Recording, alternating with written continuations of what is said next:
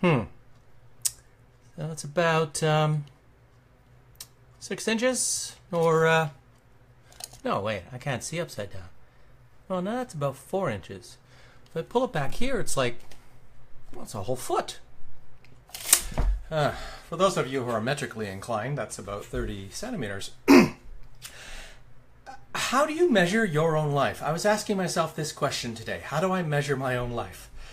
I'm part of a group coaching program that's going for 90 days with Mark Whitehand. And he's really the impetus, the coach behind the work that I'm doing on video. And I thought I would do this one live today. And I'm a little bit nervous about it because, and there you go. When I cough, often it's a nervous reaction. How do you measure your own life? This is probably the most important question that I was asked to answer, not in the coaching call that I was on today, but to think about over the next couple of days with respect to who I am, where I am right now, the struggles and the challenges that I've had in my life, and the work that I'm doing right now to get to where I'm going, to figure it out, to have my wins, to have my losses, and the end goal, which isn't really an end, but it would be the outcome of like, oh yeah, I've accomplished what I set out to do, and now I'm really living this vibrant, wonderful, fantastic life that I've created and designed for myself. And you know, what's really important for me to mention about that is I have been working as an entrepreneur for, I guess, 10 to 18 years. And I say that with an I guess because I think for the longest time I've been pretty much working as an employee in my own company, and I was the boss and also the employee. And some people would say, well, that's not being an entrepreneur, that's just being like a slave to wages. Whatever. But how do I measure my own life?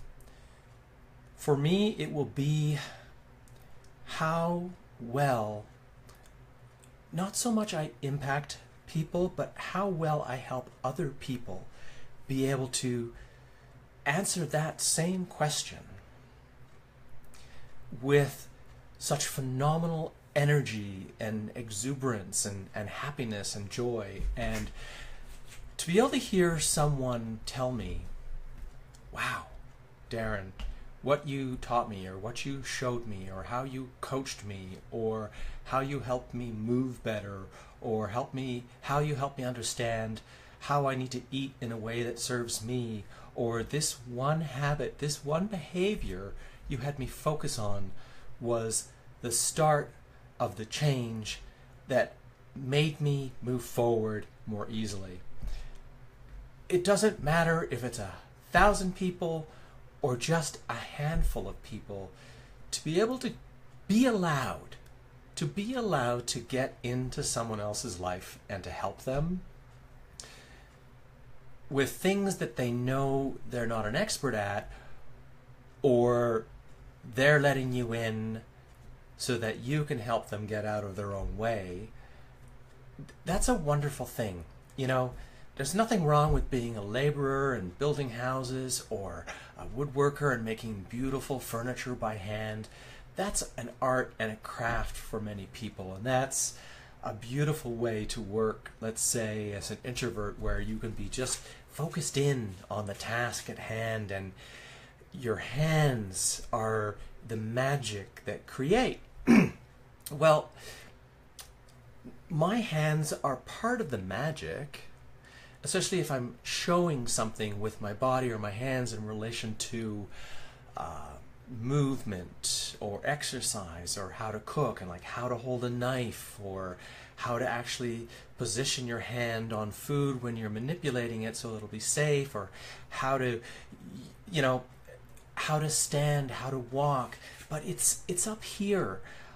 I've got a video that I'm editing right now, and I talked about getting into the gym of the mind, and this comes back to sort of the catchphrase I like to use, that I help people raise their consciousness about what's possible so that they can flex their mind and body, get out of their own way, and create the thing that they want, or get the life that they deserve, that they want to have.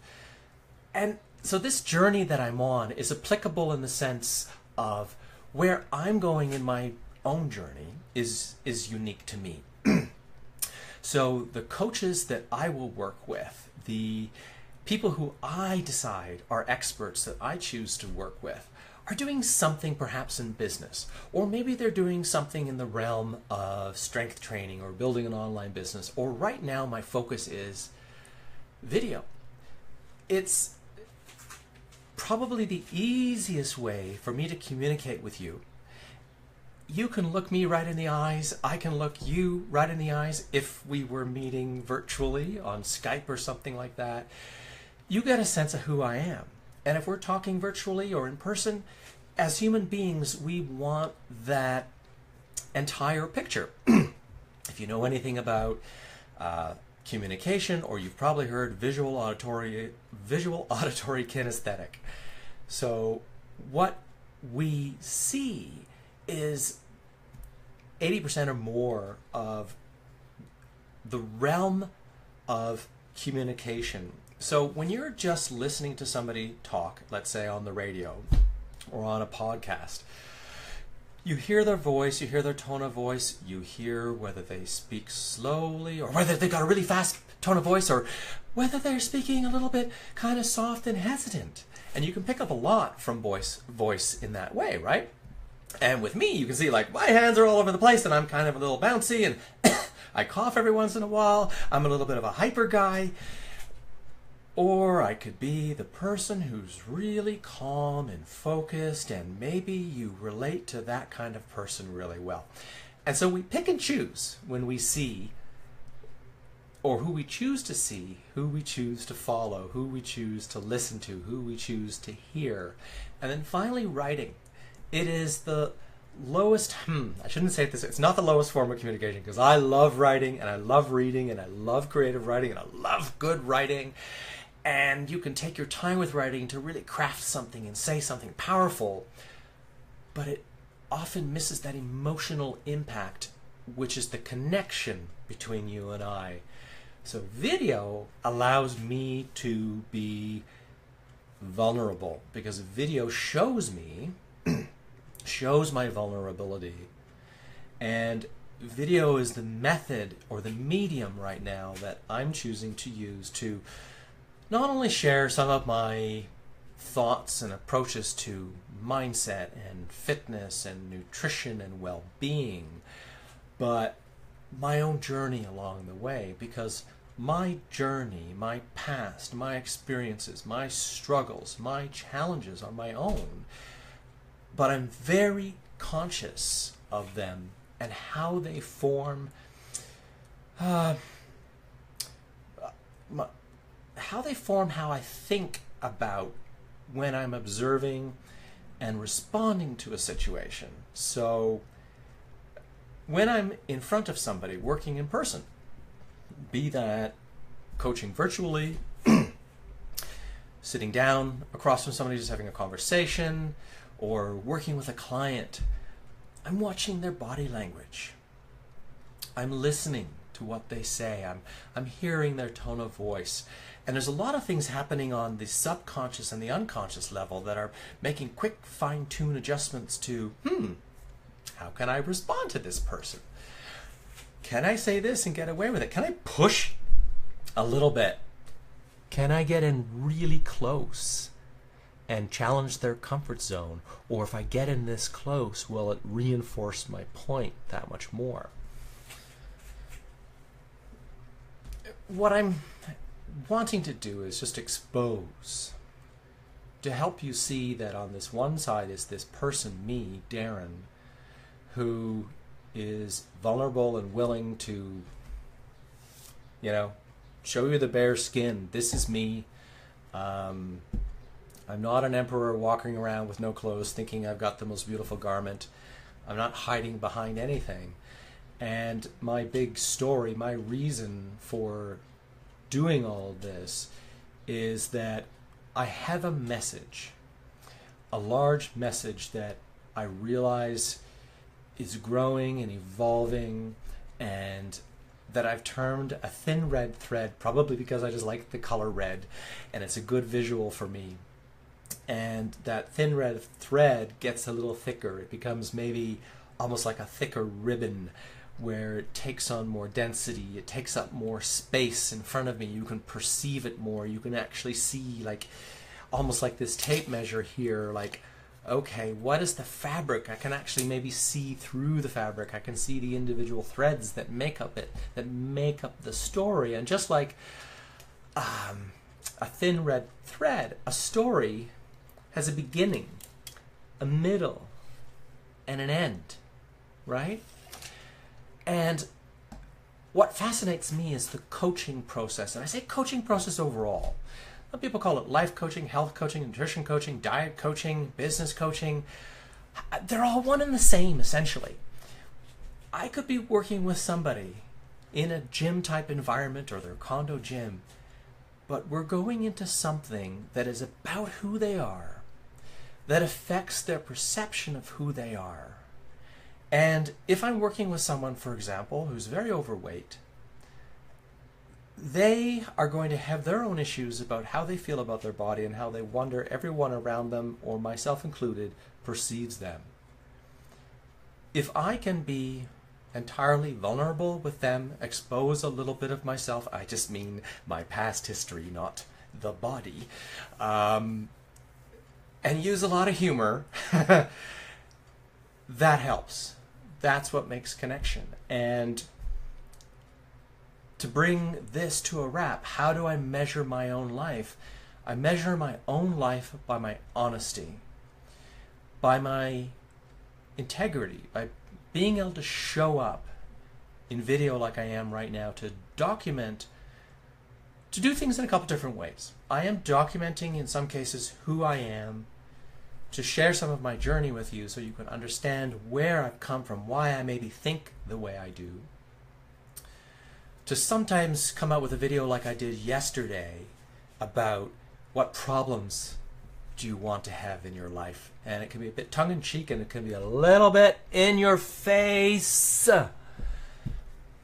But that's the way I am, because sometimes I want to come across a little bit hard, maybe a little bit like an asshole, but a loving asshole. Because we can't all be nice and flowers and roses and lovely pink cookies in a pretty box. You know, that's too saccharine and it only goes so far. And when you get this sweetness all the time, what happens? Well, you put on a lot of excess baggage and luggage and you get dragged down and you don't go anywhere. So how I want to be able to measure my life is by the impact I can have on other people's lives, that they'll be able to say, wow, the changes I've been able to make in my life, whether it be in fitness or in my diet or in my health or in my mindset, I catch myself doing these, falling back into bad habits, but instead of falling back into them and falling completely off the wagon, I go, oh, wow, that's fantastic. I just realized that I fell off the wagon a little bit. Well, okay, great. I'm going to get back on track tomorrow, and thank you for helping me with that. Or I just feel so much better about myself. Or, you know, I'm dropping weight, but my original intentions of wanting to have a beach body or this, they're not the thing that really drives me anymore. It's about feeling good and having energy and loving myself. Because I do think about being the change I want to see in the world. And I do want people to flex their mind more, to get into their head more and ask themselves the question, what am I perceiving? And is that really true? What is this person saying? And is what they're saying true? And I don't mean fake news. I just mean true in the sense of, do I relate? Do I accept? Do I believe what this person is saying to me? Do I want to trust them? Do I want to work with them? Do I want to share with them? So I'm going to end this just with a little plug for my own thing. I am running sometime in July, depending on when everybody comes on board. I'm calling it the Flex Your Mind and Body Group Coaching Program. I don't want any more than 6 to 8 people in this. I'm looking to have a group of people that want to work together.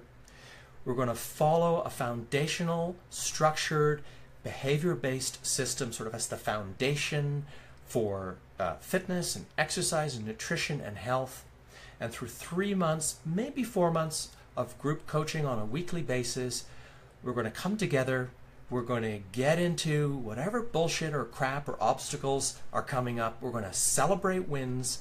We're going to create accountability for ourselves from within first by simply sharing what we've done, what we didn't do, what we're committed to doing, and think of the beginning as the intensive. It's like the beginning of a story. What's the struggle? What's the challenge? And that's what's going to be delved into in the first month or so. And then we're going to be getting those wins. We're going to be seeing how we can get toward the end. And then the remainder of the program is going to get you to where you want to go so that when you're done, you'll never be done, but you'll be so much more improved, so much happier where you are at. And to be able to then measure that level of progress for my own growth by interacting with people in a group like that, being able to see the measure of change and personal growth and improvement and evolution in others, I could not ask for more. Thank you for watching.